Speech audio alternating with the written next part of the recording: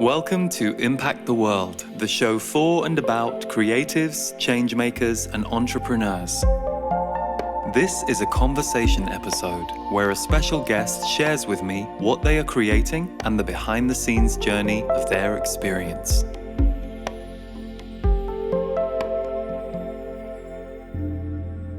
Hello, welcome to this episode of Impact the World, where my guest is Justin Hilton.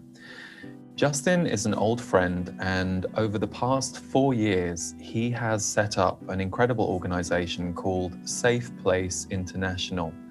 Safe Place International is designed to support and help and offer opportunities and healing to some of the most vulnerable refugees, specifically the LGBTQI community and single mothers and other marginalized groups.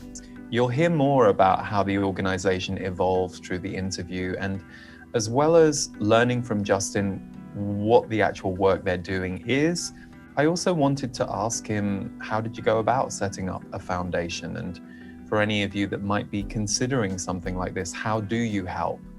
And where are our limits around helping, or what makes us nervous around the idea of helping someone in need? So we discuss a whole range of things, including towards the end, some really lovely moments about his 4-year-old twins and parenting that the parents among you may recognize or enjoy. So stay tuned for the full show.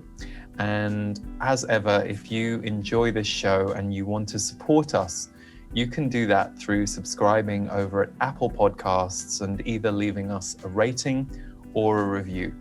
But for now, we are about to hear from Justin Hilton, and his website is safeplaceinternational.org. And as ever, we will put all of that in the show notes. Enjoy the show.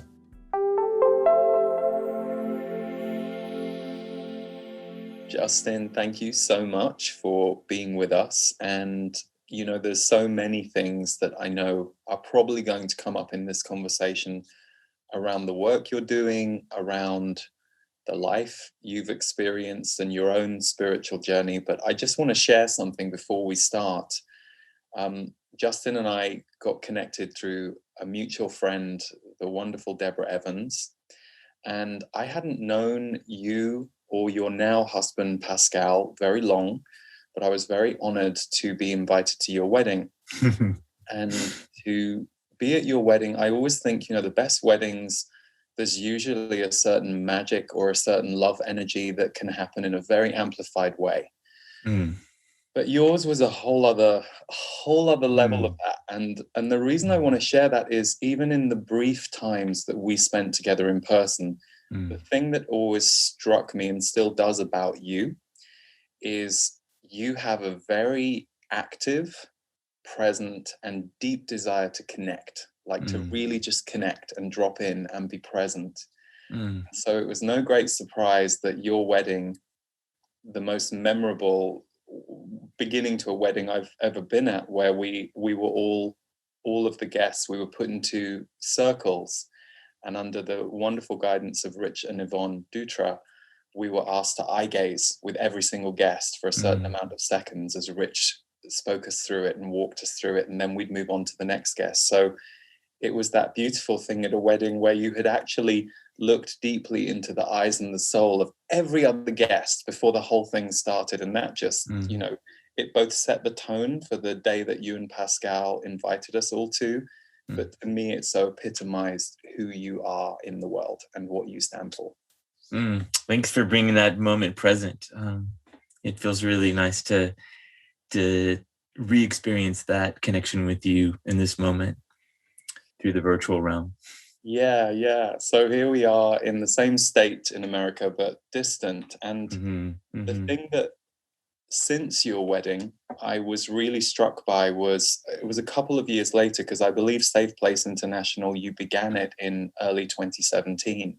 And it has become this beautiful organization. The work you're doing is so important. I'm really happy that I can be a supporter every month.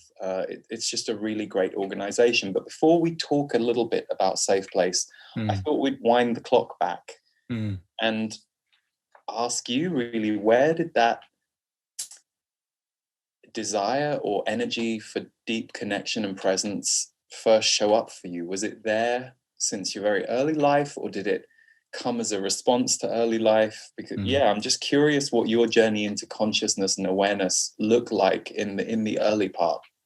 Yeah, I think it's a great question. And I remember as a kid, 8 or 9 years old, riding my bike around, trying to make eye contact with strangers in the street, freaking them out.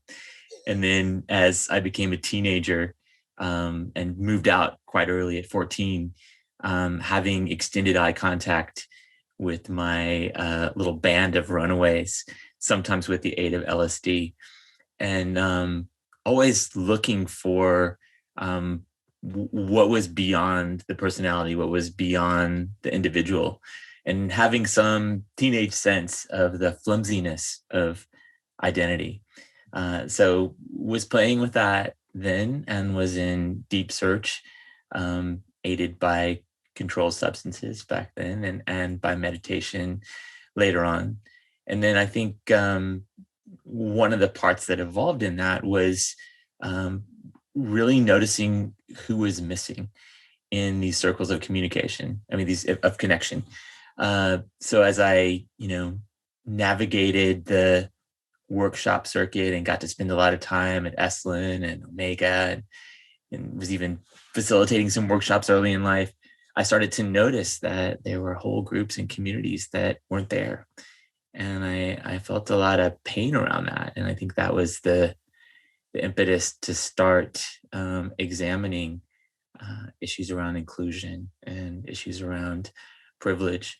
But yeah, it was the desire to connect in that pool of oneness where there's no separation that was pulling at me in my early life. And I think that allowed me to sort of navigate through some really externally painful situations, because I could always rest there, even if it was a awkward, messy rest. It was still a rest.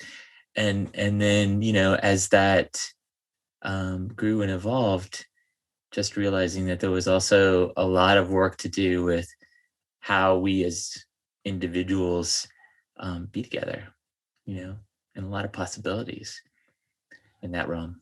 How did you find, so being the invitee, if you like, or the one to give the invitation of this presence, this eye contact, which of course is just a way of the kind of doorway to the deeper connection.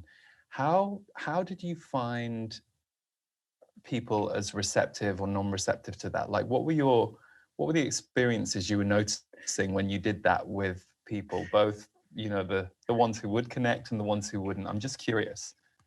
It certainly sorts people out really fast, so the ones that are up for it are really up for it and have often been looking for that as well, and the ones that are not up for it just think you're nuts and get away quickly.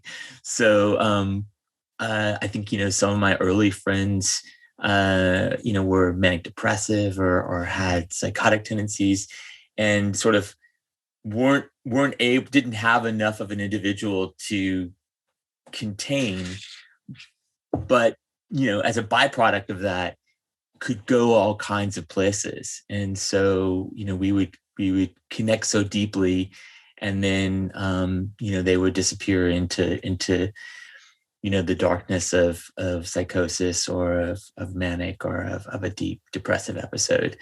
So yeah, I think what I found is that most people were fairly defended, but that I would sort of go around looking for that, and I would find people everywhere that were also looking for that, and it was always a sweet connection, even though there wasn't a narrative around it then.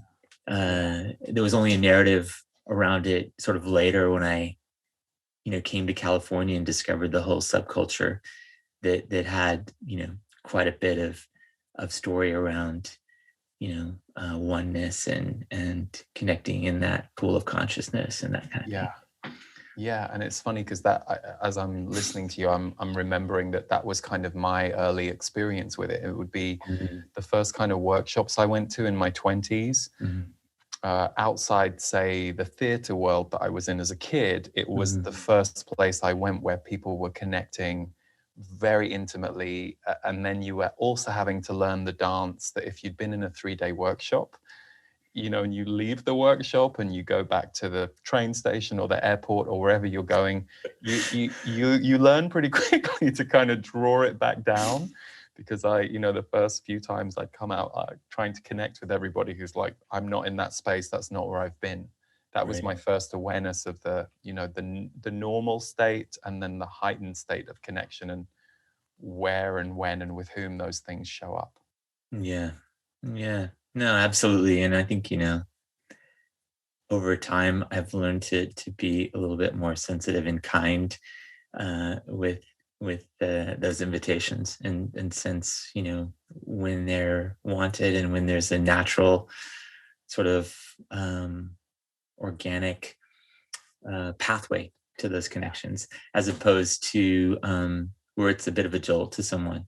And also just respecting that people have the defenses that they do for good reason.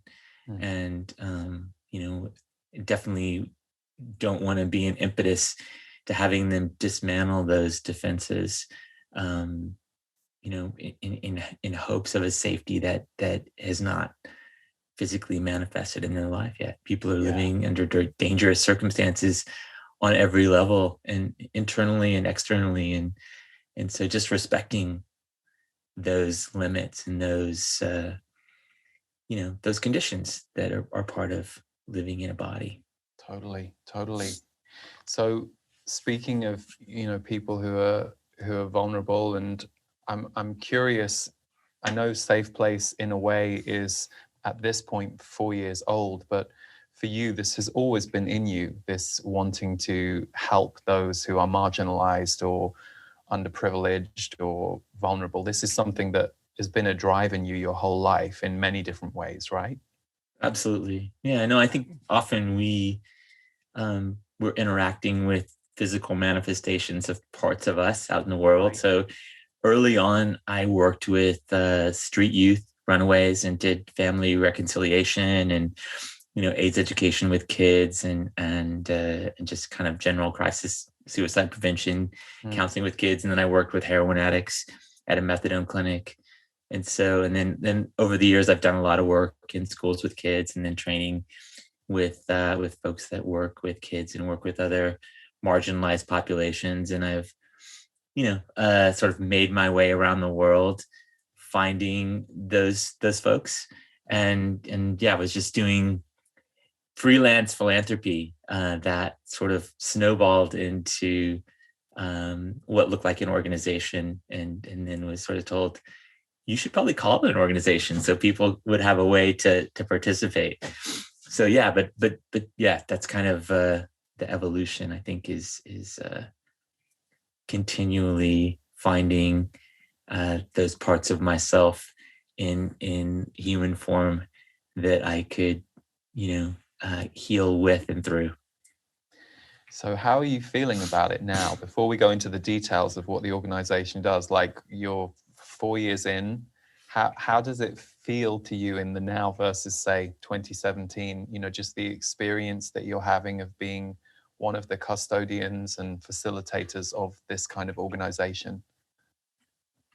Well, I mean, it's an incredible privilege. It's such a beautiful place to be. I think particularly in the last few years, when a lot of human darkness was amplified and a lot of sort of self-preservation and self-absorption was really being amplified around the planet.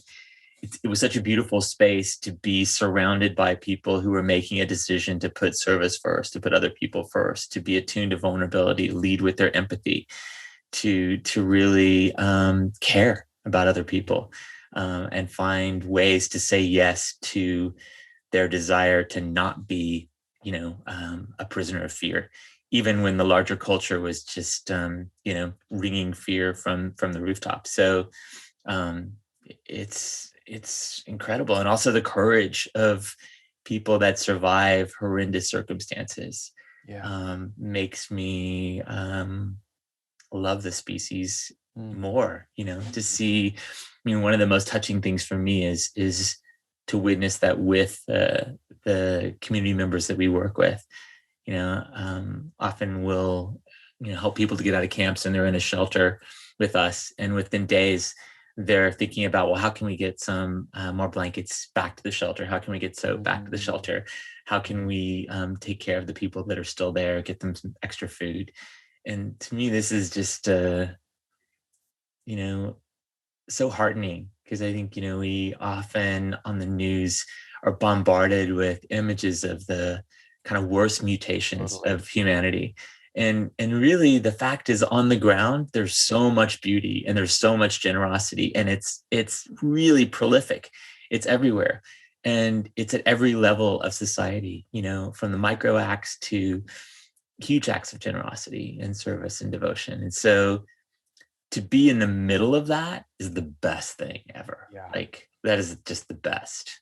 Yeah, totally. And it's funny, I'm loving seeing more and more independent or bigger outlets starting to put good news out into the world and transformation news, and basically allowing that energy to be seen and to permeate our consciousness rather than the negative or the fear story, or the kind of very one-dimensional and usually heavy or dark limited narratives we see. So for someone who has tuned into this show and is either watching or listening, and they heard me talk about Safe Place International a little bit in the introduction, how could you describe to somebody who is new to your organization what it is that you're doing and who it is that you're working on behalf of? Yeah, so maybe just a quick little evolution of how it happened. So I was doing work with LGBT folks in southern India, and I was working with women and girls, helping them get out of institutionalized prostitution and trafficking, and working on education of women and girls in northern India and Nepal. How did you get into that? Because how did that start? I was traveling a lot around. I love India. I was traveling around Asia and India a lot, and found out about all the mass network of human trafficking, and that focused a lot on women and girls in vulnerable communities, poor communities in Cambodia and all over, and just started to try to support grassroots organizations that were making a difference around that. And then as I met one marginalized community, I would meet another. And there was just so much richness in becoming involved and sitting in circle with these folks and seeing what resources I could bring, and just being supportive where I could, and going there often, going about every 6 weeks to India and Nepal, and en route coming through Istanbul, which was kind of a favorite city of mine, and then starting to learn about the refugee crisis there, and not really knowing much about it, but just seeing it in the headlines of the Turkish air flights, and then stopping on a layover there and visiting a few grassroots organizations, and one of them, I was on a 3-hour layover, and I went into this one basement. It's a danky little tiny basement, and there was this beautiful Middle Eastern 22-year-old guy that had kids hanging off of him, and they were laughing and playing and pulling on him, and he was just such the most peaceful, sweet, generous soul I've ever seen. And that was the beginning of supporting Small Things Istanbul, and meeting my friend Aus, who later introduced me to many other activists, and brought me to have many other visits and support families and getting their children out of garment factories there and back in school. And then eventually, in one of my visits, a trans woman was murdered in Istanbul. She was beheaded while I was there. And so I came to find out that people that were escaping from, Cameroon, or from Uganda, or from Iran, or from Pakistan, and had, come across 5 countries to find safety, were again in danger from the people from their countries that were living, in Istanbul, and then also the right-wing elements there, and that they were often in their ostracization from their country and their people were forced into sex work, which made them that much more visible and that much more vulnerable. And there were, at that time, no shelters in Istanbul, 15.5 million people, and no LGBTQI shelters. So we decided, naively, that we would just form one. And it took quite a while to find a safe space where that could happen. And we finally rented a 5-story building and quickly grew from 14 beds to 21 beds, and then did a lot of outreach and, faced a lot of challenges from the sort of devolving situation in Istanbul with the coup, and then the sort of expelling of foreign NGOs there. And at the same time, the work started just kind of in the same organic way in Athens. I went to Athens and met LGBT people that were on the street and really vulnerable, and a lot of homophobic elements there, even though, it's Greece and it's part of the EU, still a lot of racism, still a lot of homophobia, and tried to rent them a place. No one would rent to refugees, and no one would rent to someone who was going to be housing refugees. So bought an apartment there, and then of course that apartment filled up and then grew to 17 apartments. And then, as we saw the need, first it was about protection and basic needs, food, housing, medical, legal advocacy. And then we really saw the need for affinity, for connection, for love, for healing. So we started just bringing the houses together for picnics and playing Frisbee. There was 10 different languages, so people couldn't really talk to each other. So we would just play a lot of games, and we would dance and just be together. And then we realized, we have to have a community center. It's getting cold. And also, this is a large group of people of color in a very racist city, in a very public place. So we need a place that's safe. It's safe for everyone to come. So we bought a building and started, creating a space where folks that didn't have a home, that were on our waiting list, could come and take showers, do laundry, do internet, take classes, do theater, and that kind of thing. And up until COVID, that was sort of our center. And so we've grown from there and had some interesting turns. Part of how I started in Athens was I was just doing very random work. I would go and call the NGOs and say, is there anyone that needs help? And I would try to help those people. And so I would often go from Athens to Lesbos, which is a place where a lot of refugees arrive. And so I, in one of those visits, called this NGO and said, is there anyone that is called out and needs some special attention? And they said, well, there's this one guy, Joseph, and he's called us a lot. He's suicidal and sounds really upset. And he's at this really remote camp. I don't know if you can find him, but give it a try. So I did. I went to this remote camp, which was basically like these UN tents in the middle of the woods.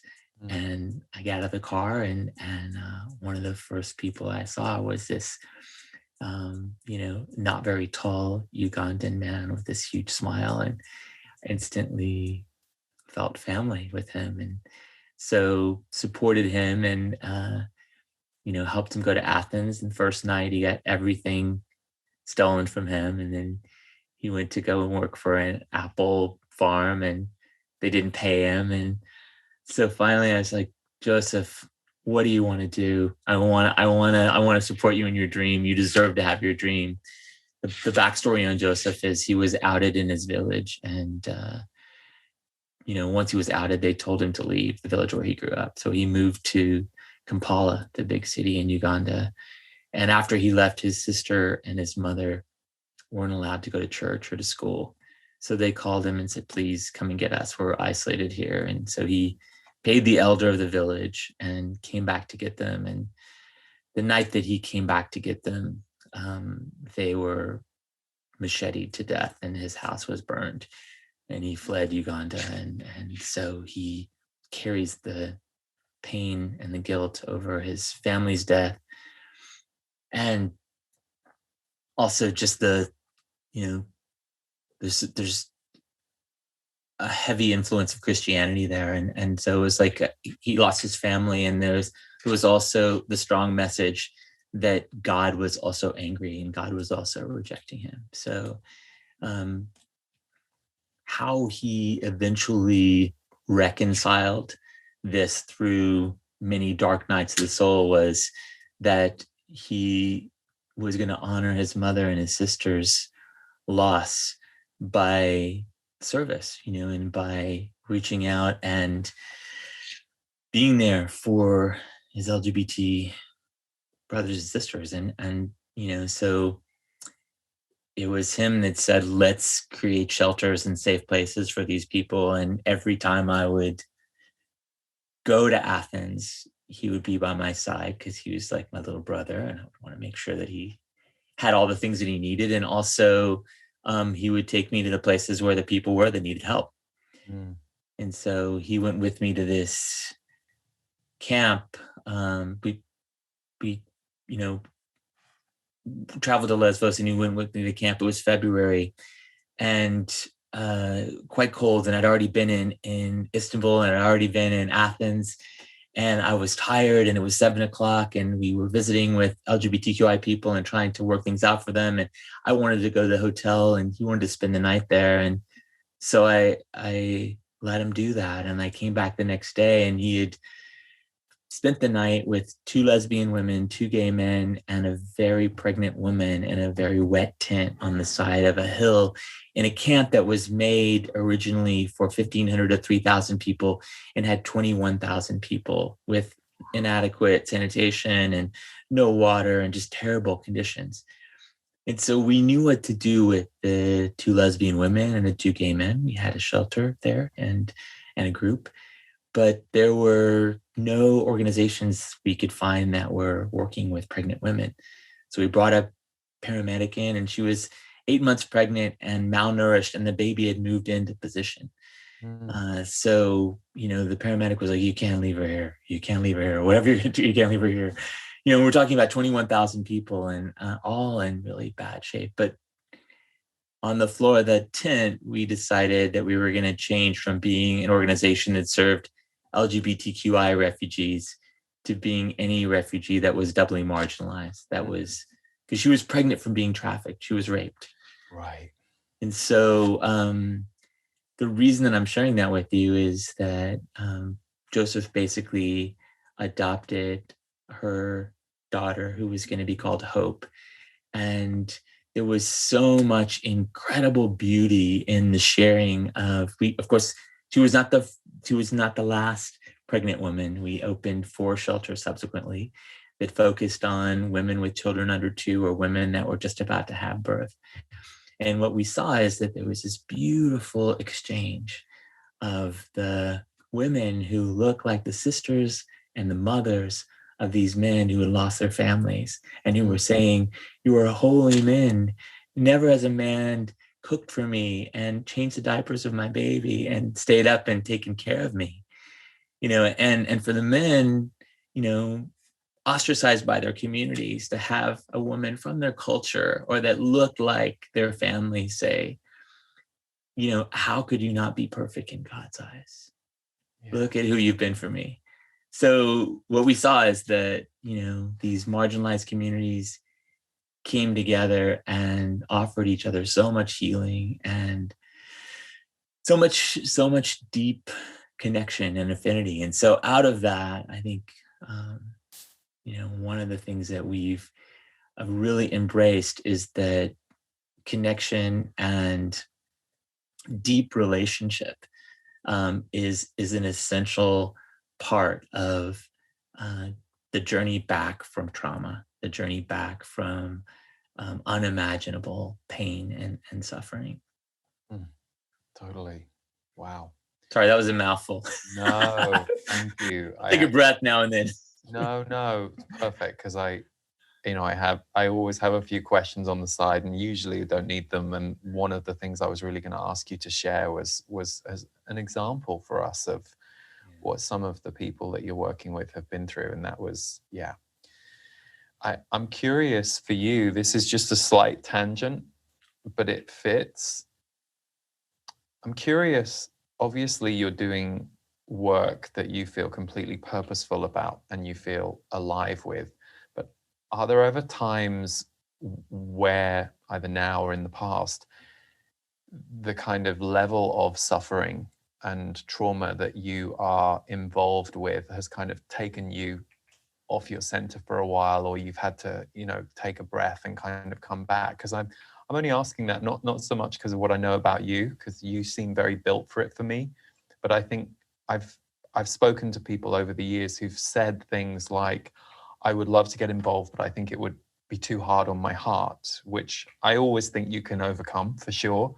But I know that that's often a fear for certain people. And I'm just curious how you've managed to navigate the impact that this will have had on you, as well, over the years.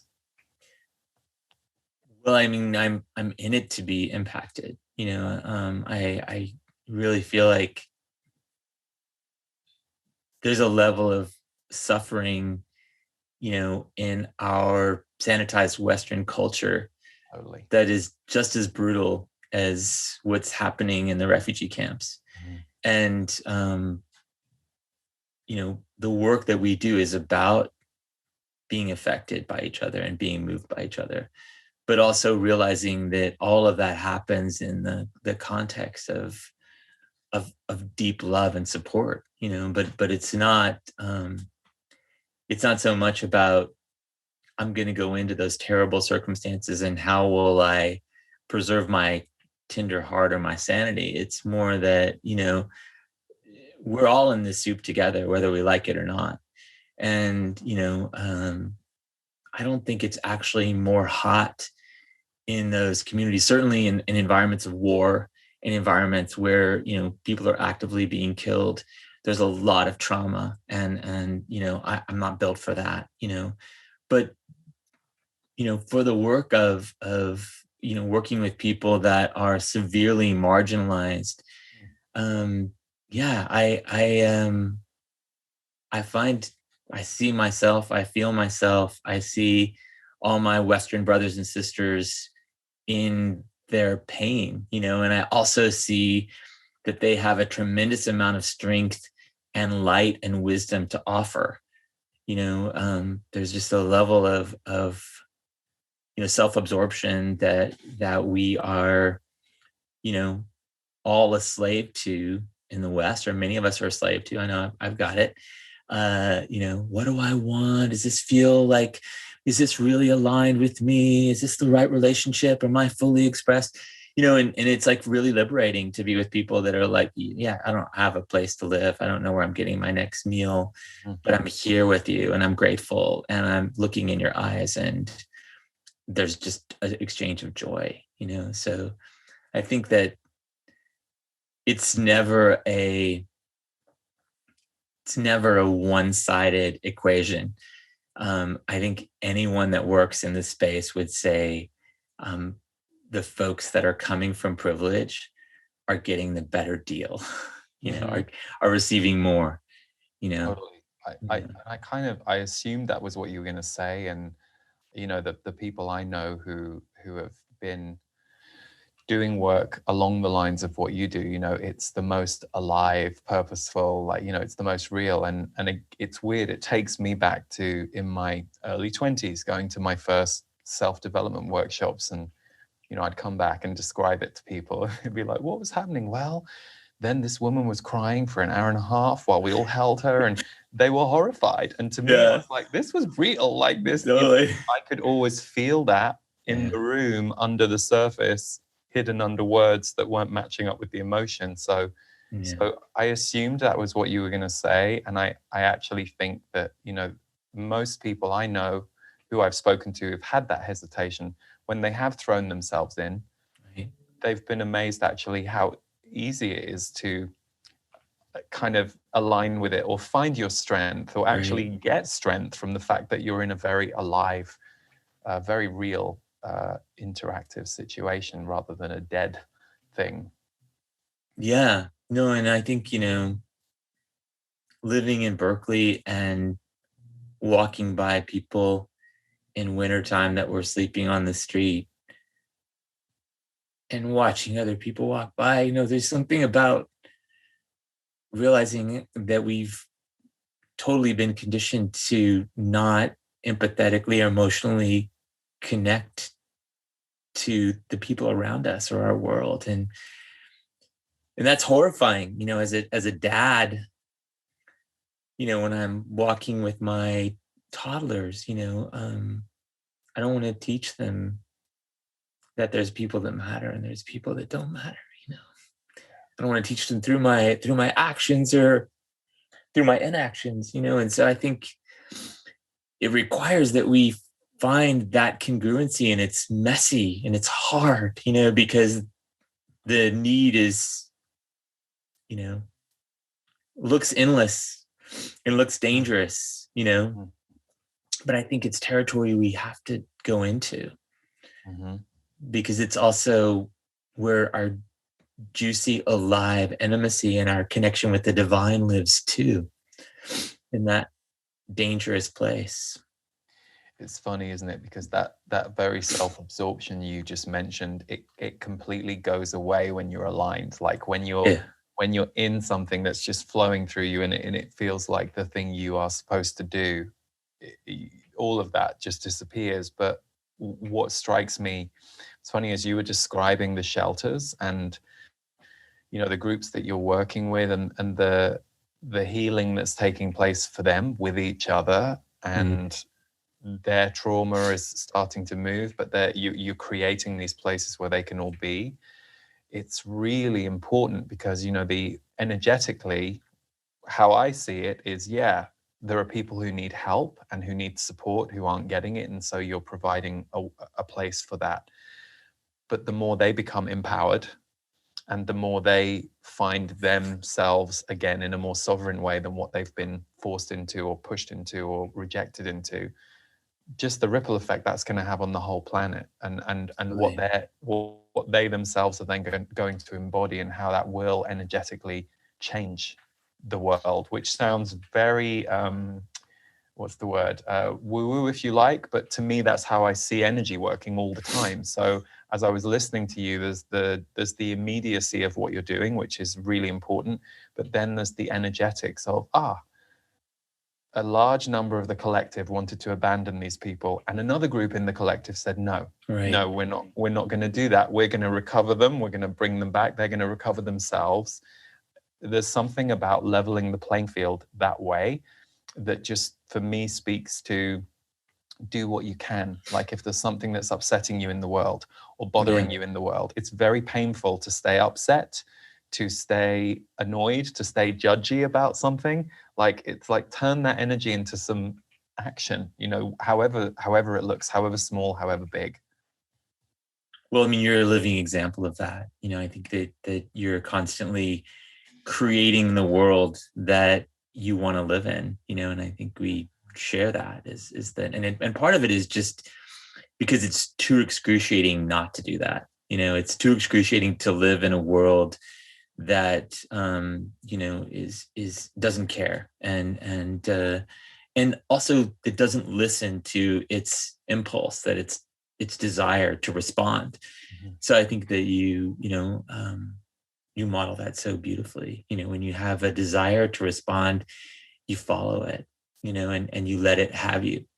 And this is the opportunity for us. Like there's not, no one needs to have a Messiah complex and think that we're going to end, the suffering of humanity. But when we do feel that call inside to reach down and give some money, or to make eye contact with someone, or to make sure that they're covered by a blanket or whatever it is, or to explain to a child who they are and, what's happening. When we feel that impulse, if we don't respond to it in the affirmative, something gets covered, something dies in us, And so I think this is like the opportunity, and it never, it doesn't cost us. It's always a get. It's a get to respond to that, but it is quite natural to have that resistance or that moment of, oh, this is territory I've not been into. You know, it's like Right. that jump out the plane moment. Right. There is a Absolutely. part of you going, Absolutely. hang on a second. But you know, most Yeah. people who do it, This is a perfectly good plane. Why am I getting out of it? will this parachute work? I hope so. But you know, the exhilaration and the Yeah. liberation people go through. It's so funny you just said that, and it takes me back. I feel like there was a game-changing moment for me around 2016, so 5 years ago, where it was a series of things that led me to a point where I realized, and it was partly, you know, my channel as well, said you have to accept the suffering in the world to be of any use in the world. And I caught the part of me that had been wanting to deny that, you know, wanting to resist it, Totally. wanting to not see it too much. You know, I'd see it a certain amount, as much as I can handle. And it was really interesting because as soon as I realized, like, something went off in me, and then from then on I was like, oh, okay, yeah, I see this place for everything it is. And then after a little while, I felt like I became a bit more useful or a bit more productive as a result of that acceptance, if you like. Totally. And I think when you're fighting that, it's very painful for you, and it Yeah. disables your productivity or your usefulness. Some, you know, I get it comes from trauma, it comes from Yeah. things that aren't yet in place in our life for us to have that moment. But that's a pattern I've seen with many people. Absolutely. And I think that one of the physical attributes of that is denying our own mortality. I look down at my hands and I say, yeah, one day soon they're going to be stiff and blue, and just like really realizing that we're in these bodies that, in no time at all will be lifeless and without spirit infusion. And so being present to death allows us to really, jump, because I often think, okay, if I'm looking into this moment from my deathbed or from a time, in a few decades when I can't move my body, what opportunities would I jump to?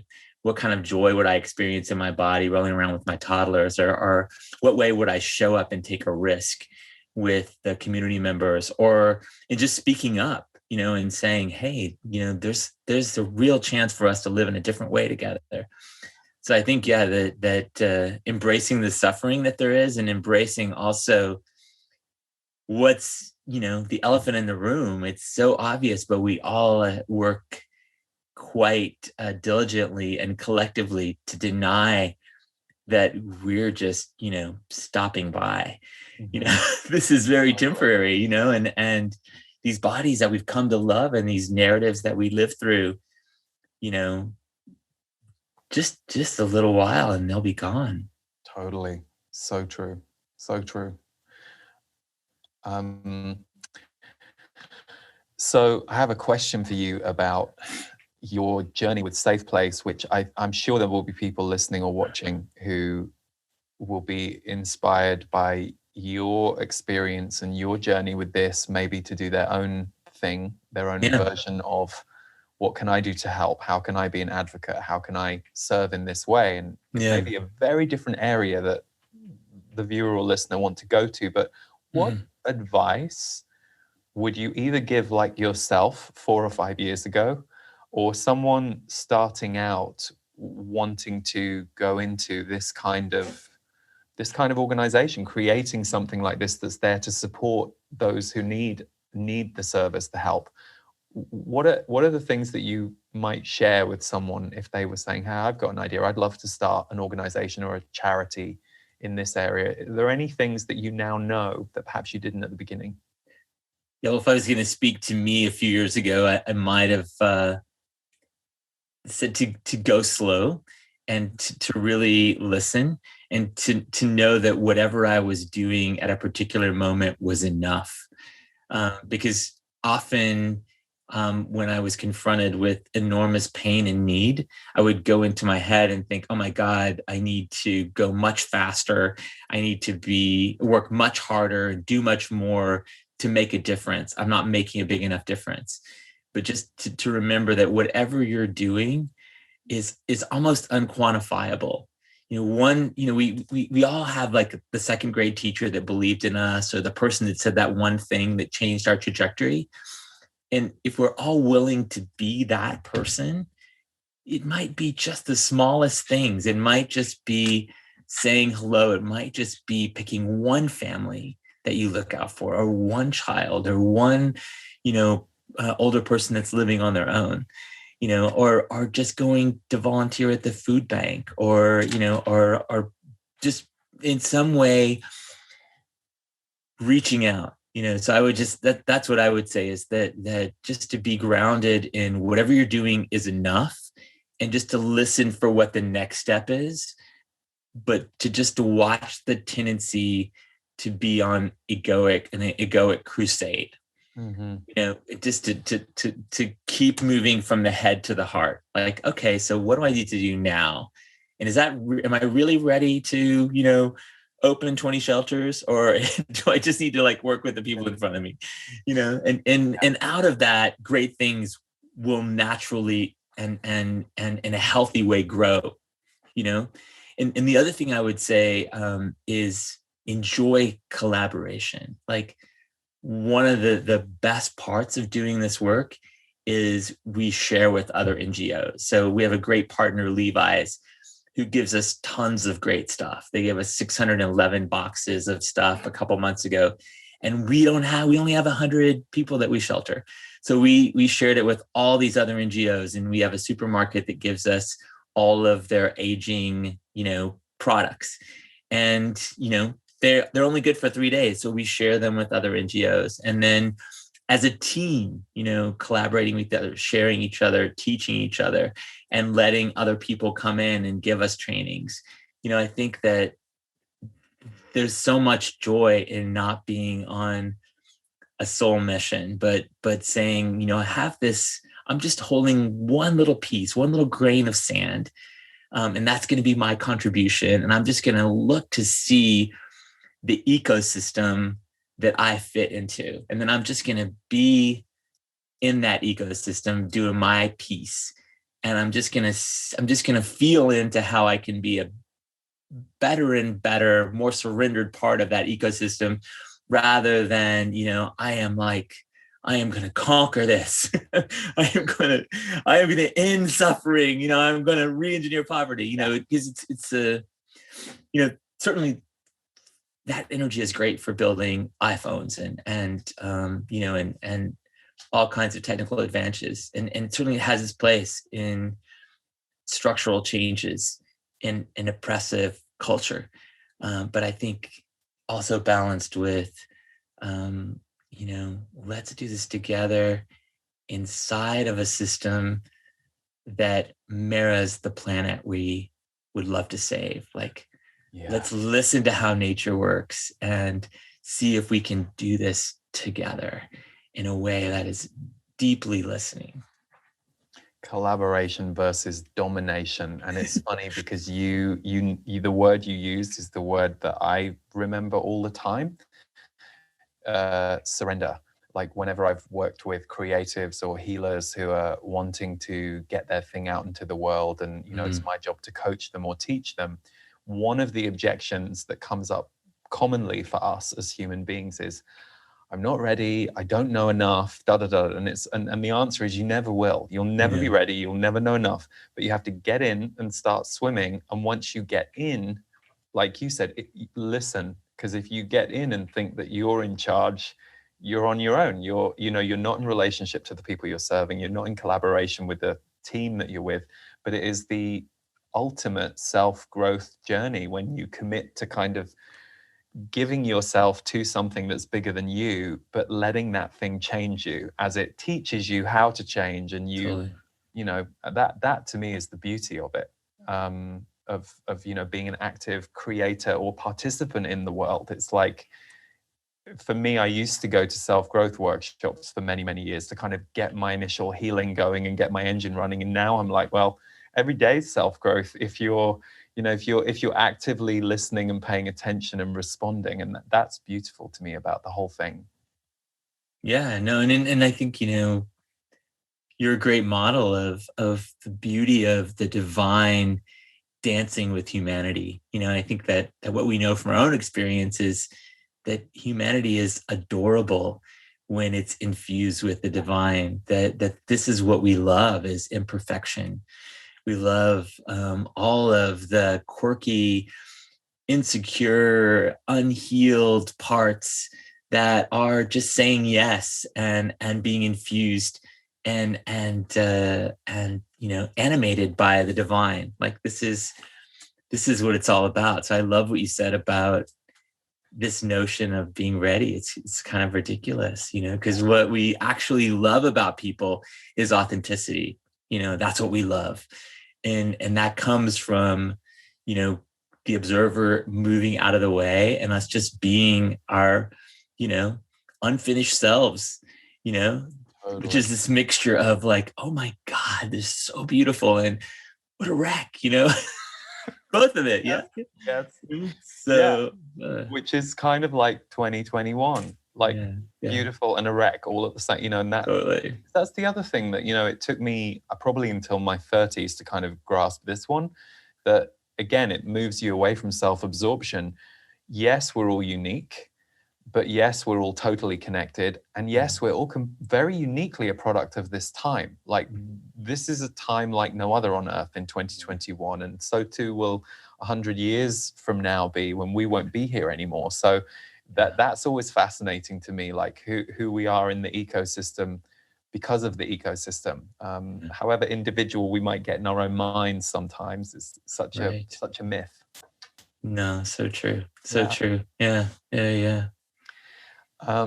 You have 2 children at home who are probably in charge of you right now, I'm suspecting. How has that been parenting lately? I'm just thinking, because you know we've everybody's been at home, and how are you finding the journey of parenting, because they're so connected?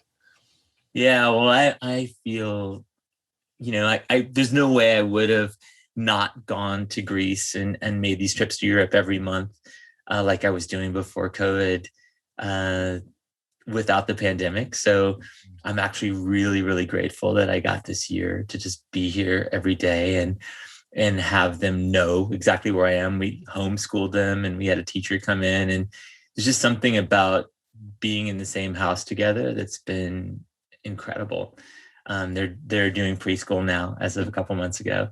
Yeah, no, it's beautiful. And I learned so much from them, and they, you know, they keep me honest. They're constantly busting me. They said, you know, they'll say, the way you said that wasn't kind, you know, they'll say, they'll sit down and they'll say, I'd like you to say some kind words to me now, or I'd like you to slow down. You were too fast with that, you know? And so it's just great because I'm constantly saying, you know, you're right. You know, you're right. You're right. You know, and they're completely unreasonable a lot of the time, but it's such a joy, you know, it's such a joy. And just, you know, realizing that there's no pretending that who I show up is what they're going to be left with. Like who I actually am is what they're going to be left with.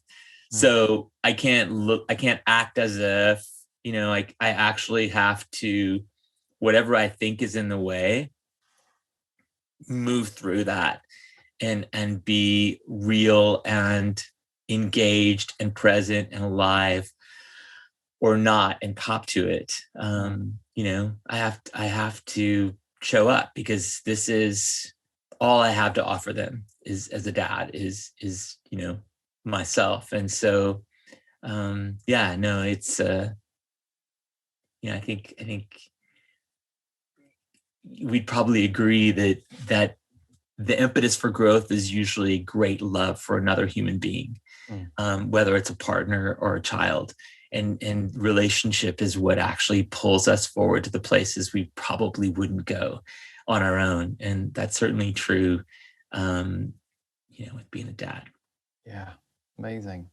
And this seems sidebar-y, but it comes to me to ask you this because I know you're friends with many parents, and I'm curious, like, what do you think it would be a really kind way for parents to treat themselves at the moment? Because all the parents I've known all my life are often so hard on themselves and so exhausted, and trying to do everything, and you know, and it's just it's a hard job. And I know, especially in this last year, with some of the people that we're close to who've got the kids at home and they're not used to just the pressure. And I'm curious, with all of your work of being present and connecting, and I'm curious, and being a parent yourself, like, what do you think is one of the most important things that parents right now in 2021 could do with, or could help themselves through?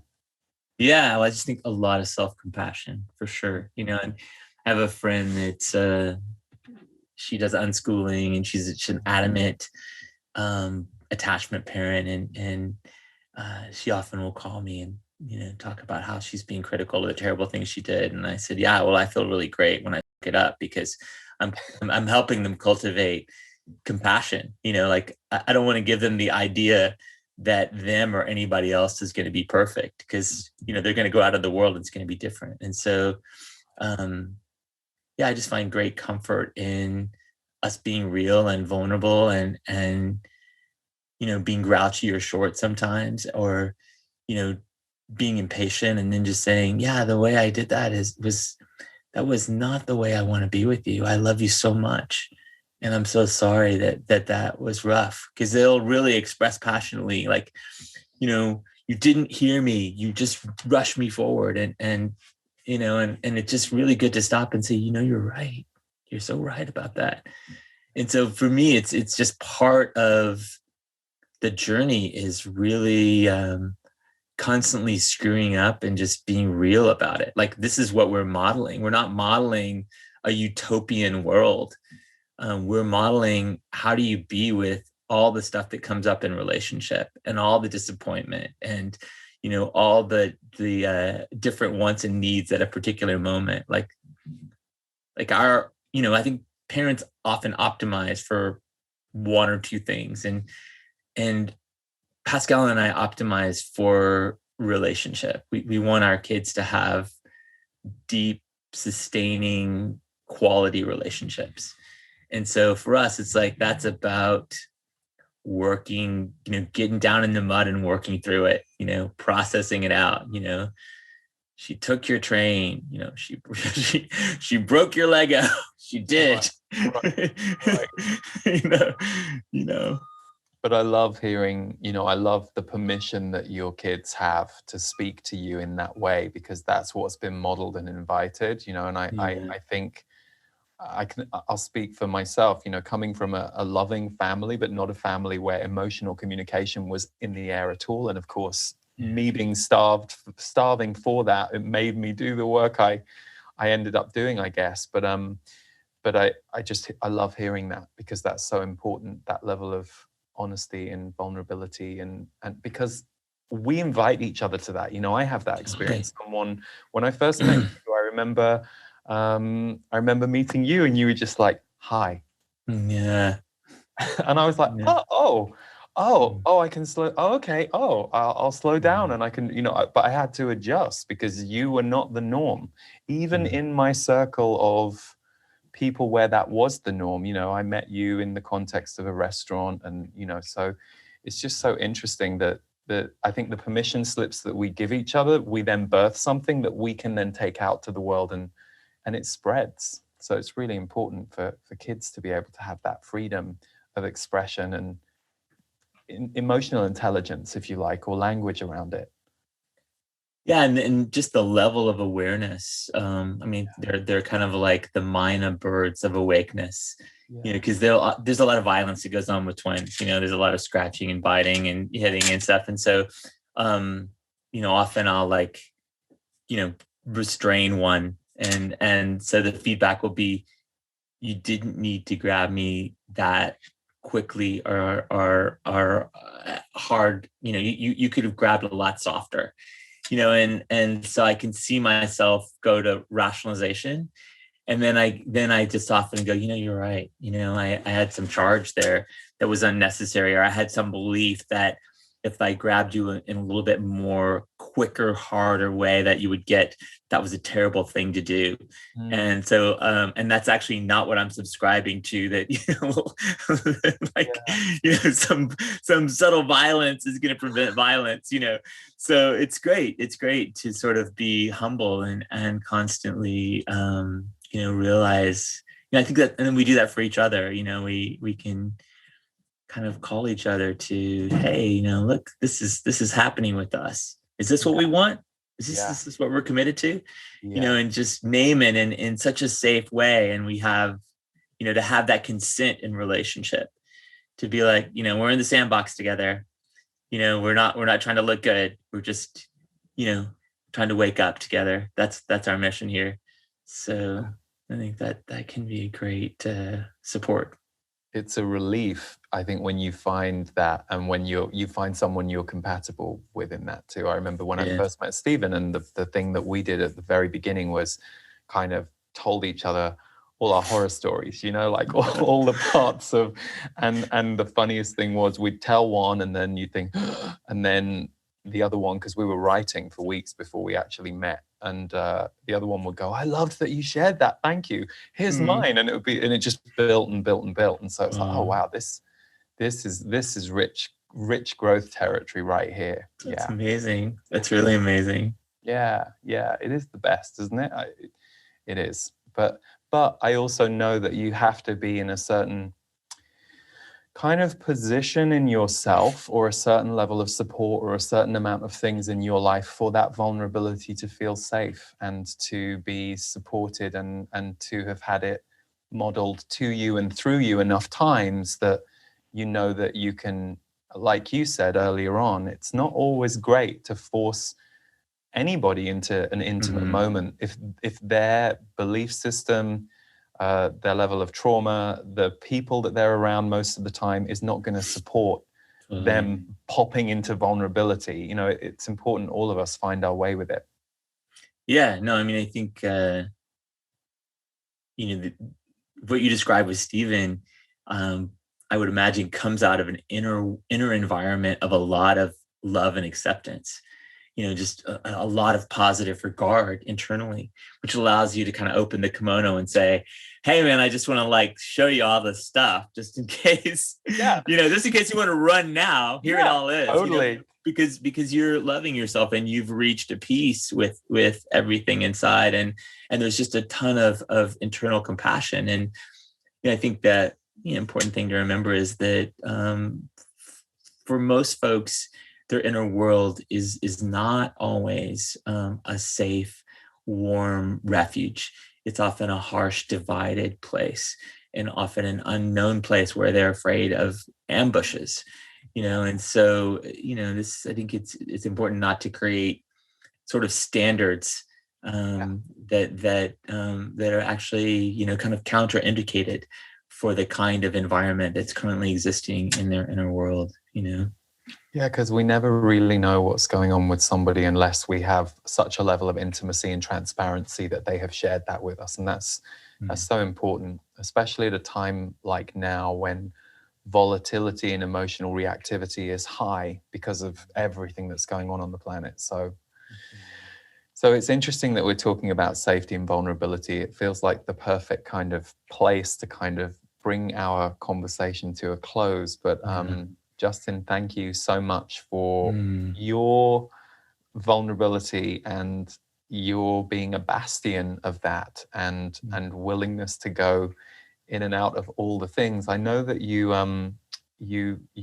facilitated and coached alongside Debbie Ford, who was very much into shadow work, and I know you and Alanis Morissette have co-facilitated, and Rich and Yvonne and so many people. But that ability to hold that width of space is what we need more of in the world. And I also just love that you are doing that specifically for the marginalized communities who otherwise wouldn't have the help or the support that they need right now. And you can bet that those people are going to go and do some phenomenal things in the world, for sure, to just keep that ripple effect going. Agreed. And thanks for being the bridge of these other realms and the very human realm.